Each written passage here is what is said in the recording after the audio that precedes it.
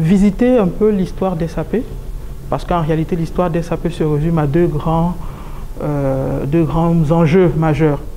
L'un des enjeux majeurs, c'est la maîtrise et la simplification de tout ce qui est technologie. Il faut maîtriser la technologie et la simplifier du mieux pour derrière apporter plus d'efficience, plus d'amélioration, plus de profitabilité. Sur cette slide, le principal message, c'est le positionnement des métiers de vos organisations et du support que la technologie apporte à ces métiers. Traditionnellement, et ça c'est une étude qui a été menée par Forrester en 2016, elle révèle clairement que 72% du temps que les professionnels IT qui s'occupent de tout ce qui est infrastructure, matériel, logiciel passent, c'est pour gérer tout ce qui est back-office, amélioration de l'efficacité opérationnelle derrière le métier des organisations. Et rien que 28% étaient accordés à l'innovation.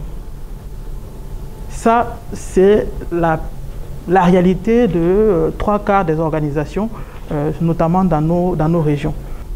SAP a été conçu autour justement de la gestion de la complexité avec l'ERP, la première version de SAP, il y a 45 ans.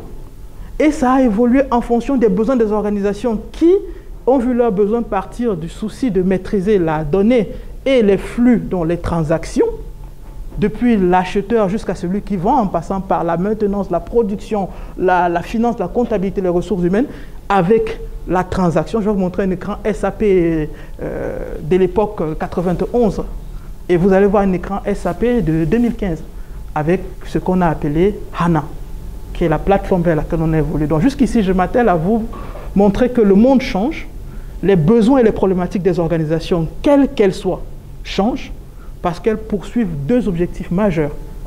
Un, je veux maîtriser et réduire au maximum mes coûts.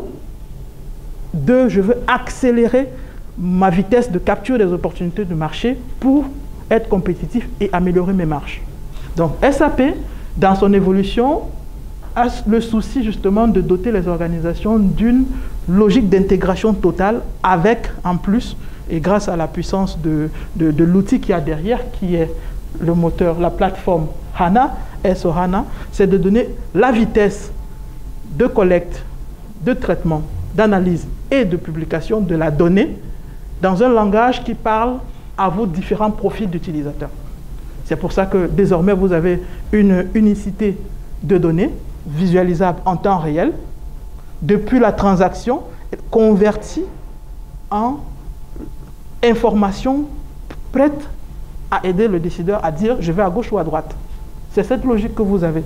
Et c'est la puissance derrière la plateforme HANA qui est la base, la mémoire embarquée sur chaque processus transactionnel.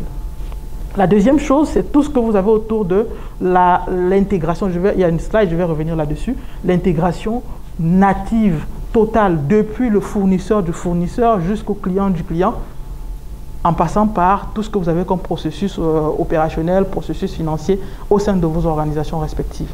Les activités de vos organisations. Et c'est ce que SAP fait dans sa stratégie, qui est de vous donner les outils les plus intégrés possibles avec toute la simplicité qui va avec.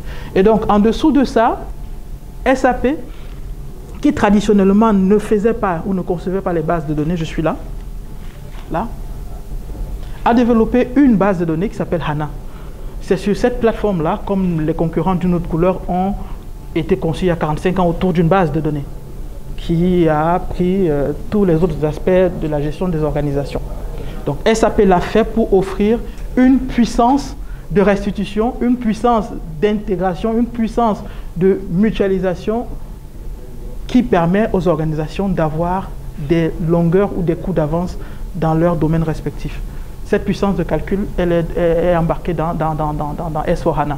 Et c'est là toute la différence, tout se joue là. C'est un moteur de simplification, d'accélération des processus qui permet à SAP d'avoir un portefeuille hyper large et varié, que ce soit sur les domaines de la plateforme, qui concerne la plupart des IT que vous êtes pour certains, les applications de gestion, les domaines de gestion et les métiers. Je veux aller vite, je veux maîtriser mes coûts, je veux réduire mes risques et maîtriser mes risques et mes délais d'approvisionnement comme de livraison. Je veux avoir des états financiers fiables. Je veux que mon groupe, quand il arrive, ou mes auditeurs, quand ils arrivent savoir l'état de mon parc informatique, je n'ai pas à courir derrière un éditeur pour lui dire « Ah tiens, on est en train de m'auditer, ah là, on m'a tapé dessus, c'est pas bon, est-ce que tu as une solution qui permet de faire le tracking des comptes utilisateurs, des workflows et des habilitations qui ont été données ?» Autrement dit, que j'ai un outil qui me dise qui a fait quoi dans le système, qui n'a pas fait quoi, d'où vient l'erreur, le nombre de logs que tel... Ce genre de problématiques-là, aujourd'hui, la technologie met des leviers. Développer un vertical spécifique à la gestion de la forêt qui s'appelle Farm Management by quelque chose on SAP S/4HANA. Et le même partenaire a développé ce vertical qui fait toute la partie Grower Management. Et ça, comme SIFCA, vous allez voir jusqu'à quel niveau de détail, jusqu'à la parcelle, on parvient à suivre la prise d'information, le rendement de la parcelle, de l'agent, et on met ça dans un moteur de calcul qui remonte des informations à ceux qui en ont besoin pour prendre des décisions. C'est à ce niveau de détail qu'on arrive, grâce à la puissance de l'ERP qui est en dessous. À l'Intélécom, l'ingéniosité fait la différence.